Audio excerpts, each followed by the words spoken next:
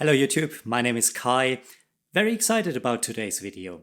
I am a firm believer that life on the one hand and career on the other hand do not have to be separate. As a matter of fact, they shouldn't be separate. If you think about it, you spend a considerable amount of time working, and so the career is already part of your life.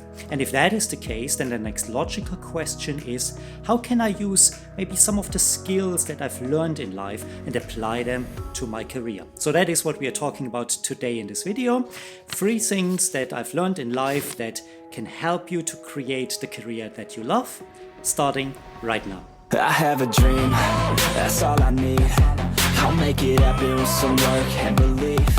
Lesson number 1 I've learned in life is that those who love you most and those who have your best interest at heart do not have all the answers. Think back to the time when you were a child and your parents said to you, "Work hard, get a good job, and you will be happy."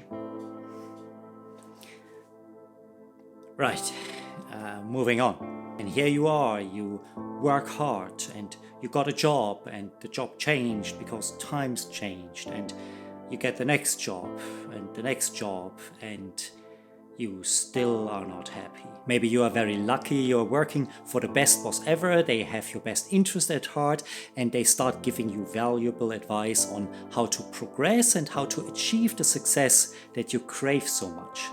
Or so you think, because what they will give you is the advice that worked for them. The higher you get up the ladder, the more people management will your role involve as well. And that might very well work for you. But it may not. You may be perfectly happy to be an expert. You may perfectly see that the biggest contribution that you can make to this organization or the product or the vision that you have is in your technical aspects of the role. In that case, following just the path of that boss, however well they mean, however good intentions they have, may not be the right path for you.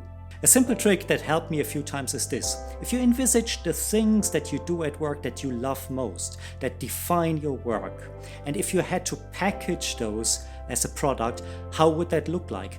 What would that be called, and who would it be most relevant for? And if you can answer those 2 simple questions, you are already miles ahead in figuring out exactly what the best step is for your career. As you're still watching up to this point, then you probably like what you hear so far, and if that's the case, then I would really appreciate your like for this video.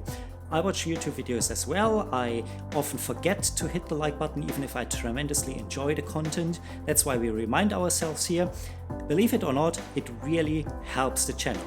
Oh, and the other thing is that if you really want to know how a computer game of 1982 looks like and sounds like, then keep watching. Second life skill that I am thinking about has to do with self-worth, and typically we learn those early on in romantic relationships. Now, after hours and hours and hours of watching, there are 2 things that stood out to me. Both have to do with self-worth, and one of them is when one of the partners doesn't feel that they are good enough. So they stick with the partner because they don't think there is anybody else, and even if they are treated badly, well, they can't leave the relationship because then there is nothing else. And equally, you see partners who have a very inflated sense of themselves. They are better than everyone else. And in a lot of cases, they don't even get into a relationship because nobody is good enough. But when they do, then they find flaws with their partner very early on, and so they jump from relationship to relationship to relationship. Needless to say that both of those extremes are not very healthy. They don't make for great relationships. And of course, in a great relationship, you have to know your self-worth. You have to know who you are and how you like to be treated. But you also have to be aware of your flaws and shortcomings. And those 2 things are also something that are incredibly helpful when it comes to your career.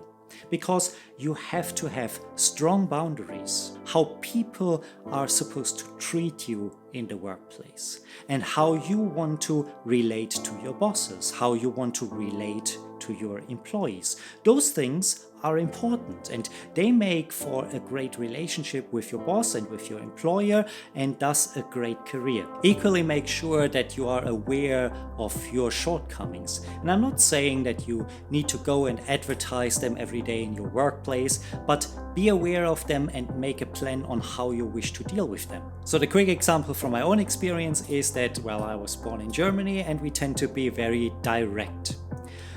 And that was also pointed out to me plenty of times. My bosses said to me, Kai, listen, you need to dial it down. You can't be that direct to people. And so I had to come up with a plan. And my plan was that the next time I sat with my team, I said to them, listen, I was born in Germany. We tend to be very direct. I don't want to be that direct, but here is what I want to do. And the very fact that I pointed out to you something that I was aware of, that they could possibly take offense on, made it very clear to them that that wasn't my intention. And so that plan worked for me, and I'm sure over the years I've changed a little bit so that now I'm probably a lot more indirect than I used to be.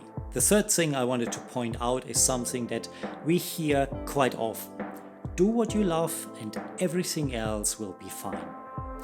Well, guess what? As a child, I loved computer games. I know that doesn't sound very unusual, but I was born in 1976 and there weren't that many computer games around. And for those that were around, well, they had two colors and they had a sound like this.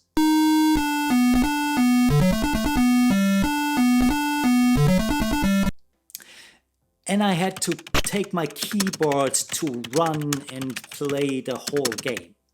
But I loved doing it, and also I was quite good at it.